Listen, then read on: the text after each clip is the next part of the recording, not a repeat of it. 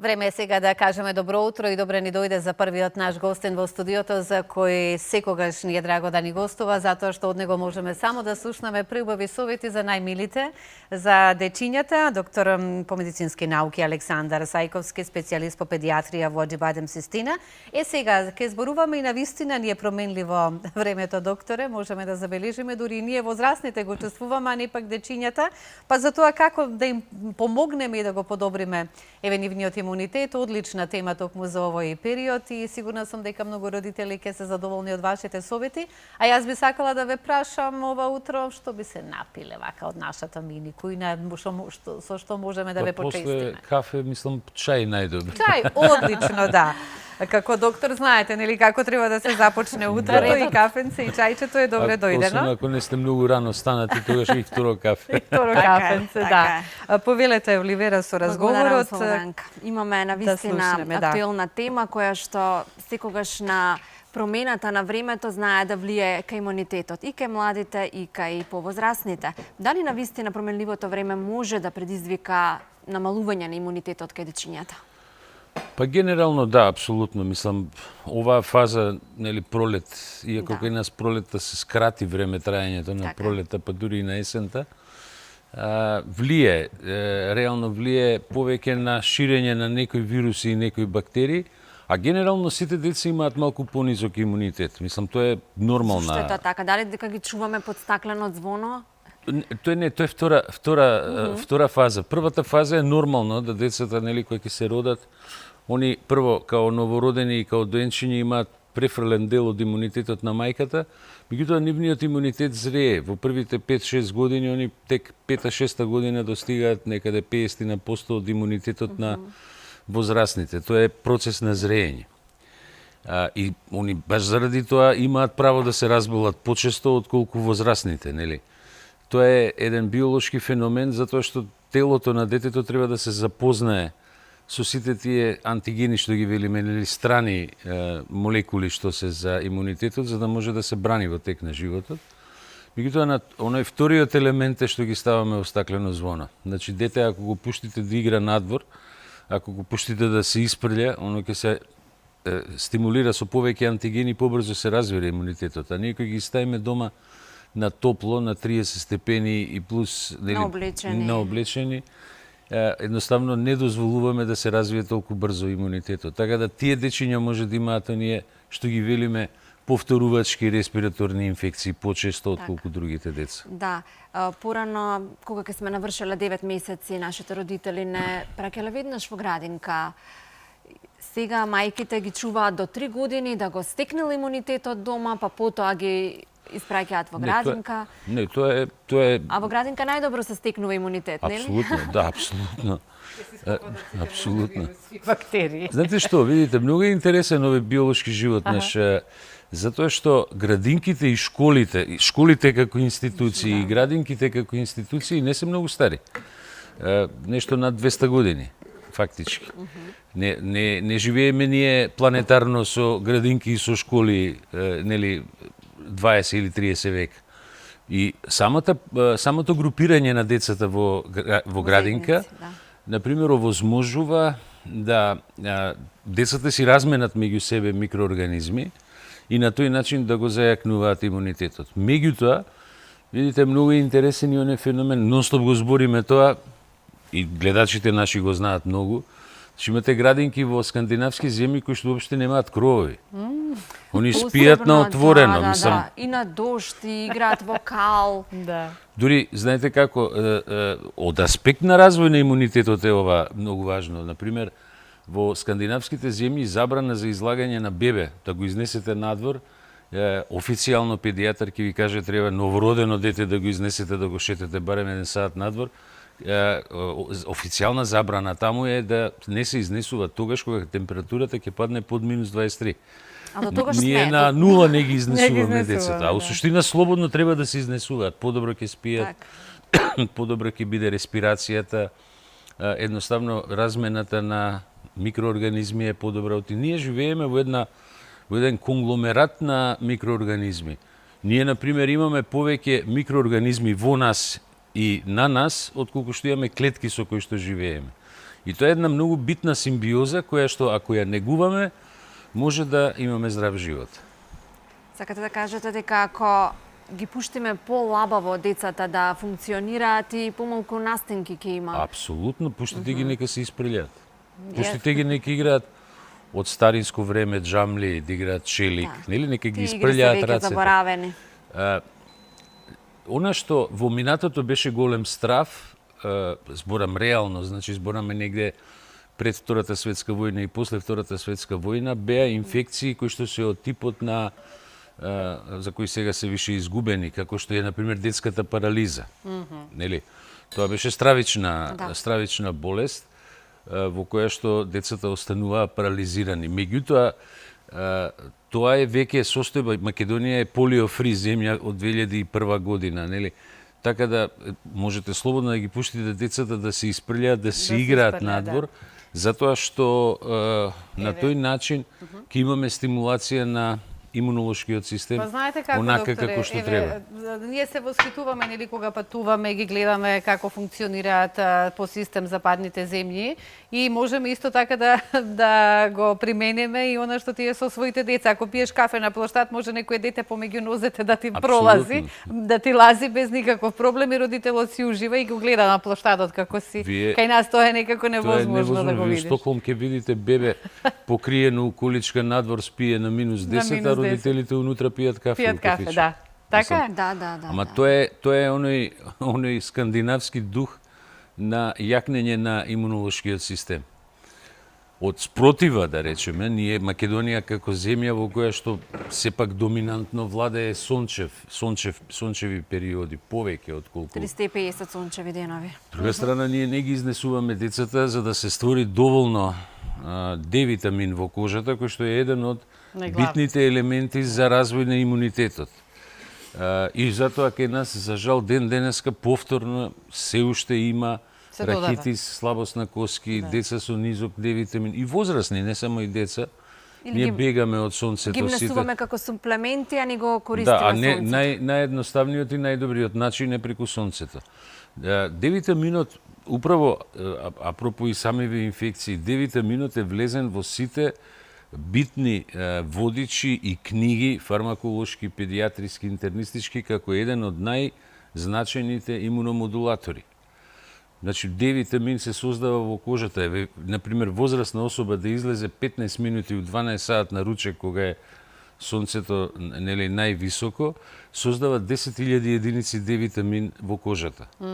Мислам, сега да не е скроз облечен или да има контакт сонце-кожа. Влезе сонцето. Да.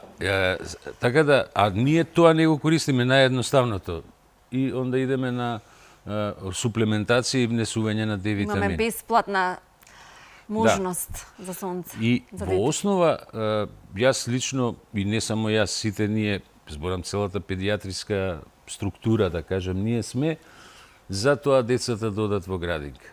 Добро е да одат во градинка. Градинката е место, зборам сега од најмалата возраст. Знаете, градинката е место каде што имаме пред се социализација. Имаме интеракција и комуникација меѓу децата. Второ е самото зрење, самото играње доваѓа и моментот на размена на бактерии и вируси. Сега не е добро да вие како родител, да речеме, некој родител го прати своето дете апсолутно болно со температура во градинка. Тоа веќе не е во ред, да кажем. Иако многу родители се во притисок кај нас, например, немаат избор, немаат што да прават, нели? Меѓутоа, факт е дека градинката е одлично место каде што почнува животот, односно почнува улицата. Така, одлично. И тоа е нешто што треба да се негува. Јас мислам дека нашава држава, моje лично мислење, дека треба најмногу да инвестира во градинки и во школи. Значи, клjuč за развој на едно општество е едукацијата. Зборам од тој аспект едукативен и социјален. А инаку, битно е да го пуштите детето у градинка што порано, затоа што адаптацијата во градинка е многу потешка ако детето го пуштите на 3 или 4 години, отколку ако го пуштите на 8 или 9 месеци. Да.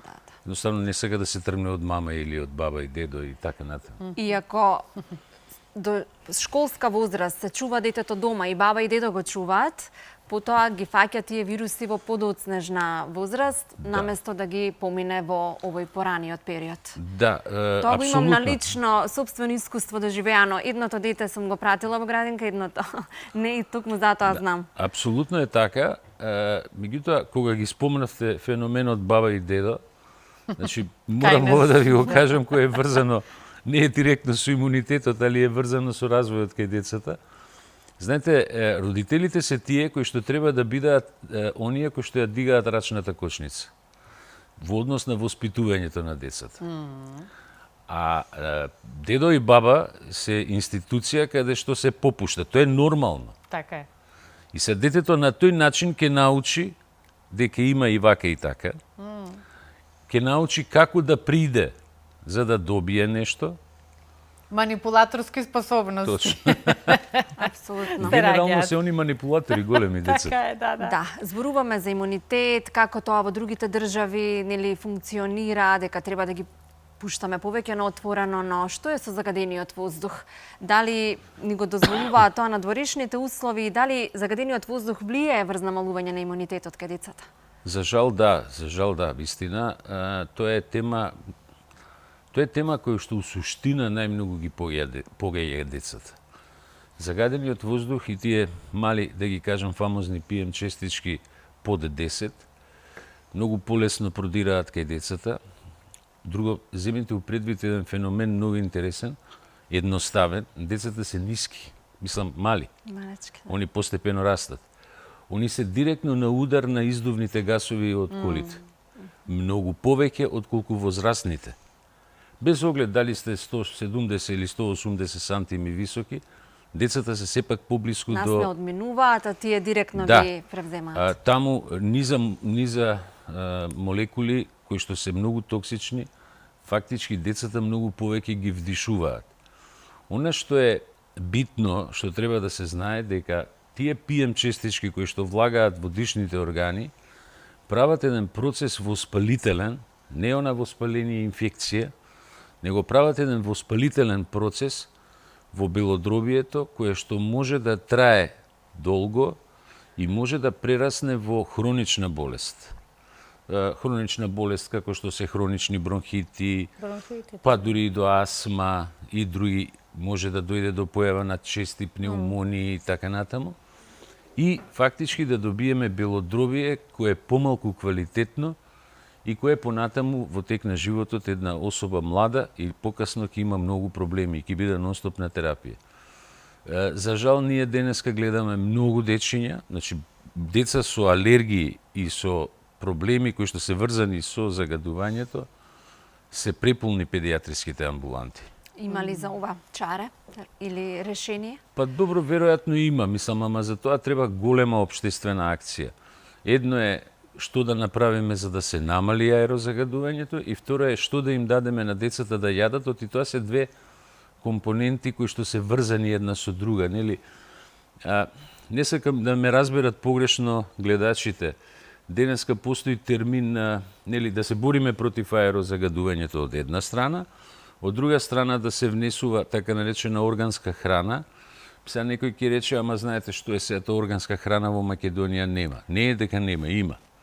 Значи тоа храна која што е помалку третирана со пестициди. Ако едно дете има внесено еден куп токсични материи во дишните органи, прави хроничен воспалителен процес во белодробие и ако му дадете да јаде храна која е богата со пестициди, тоа е здрава подлога за развој на најтешки болести, од автоимуни болести до на крај и канцерогени болести, малигни болести.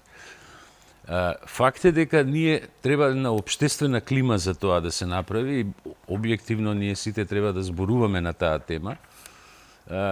Едноставно би сакал да кажам, треба да се вратиме на некој, зборам во однос на исхраната колку може, на некои корени, нели мојата баба појма немала што е органска храна.